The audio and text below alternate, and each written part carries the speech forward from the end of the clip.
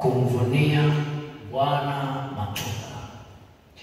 Tunaposema kuvuna ni kukusanya kile kilichopandwa baada ya wakati kuwa tayari.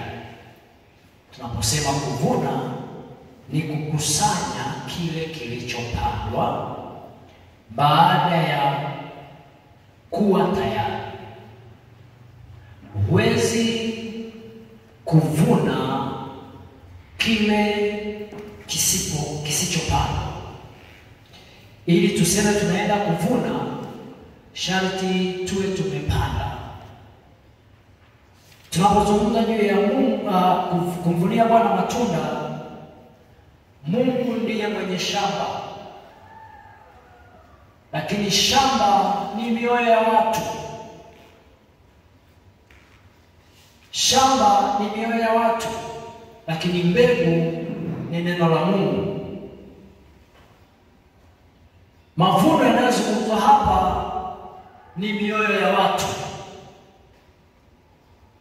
Moyo ni mali ya Mungu iliyokuwa imeharibika, sasa imeota, na mwenye shamba anahitaji mavuno. Tangulizi hapo. Mioyo ni mali ya Mungu. Mioyo ni mali ya Mungu, na mioyo hii imepandwa na Mungu,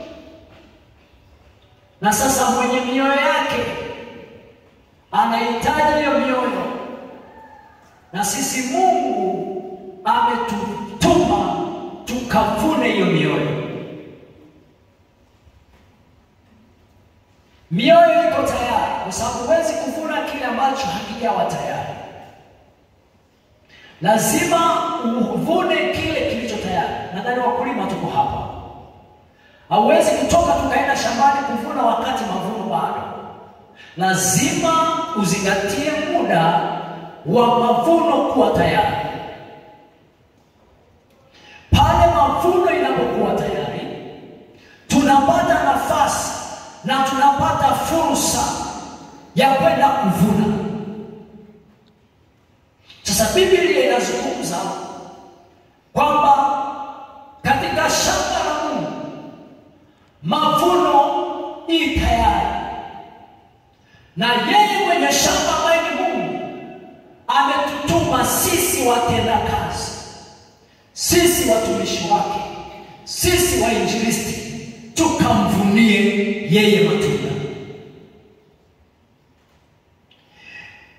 Biblia inasema kwenye kitabu cha Mathayo, kama tumesoma, Yesu alikuwa akizunguka miji na vijiji, akiangalia mashamba jinsi ambavyo imekuwa tayari kuvunwa,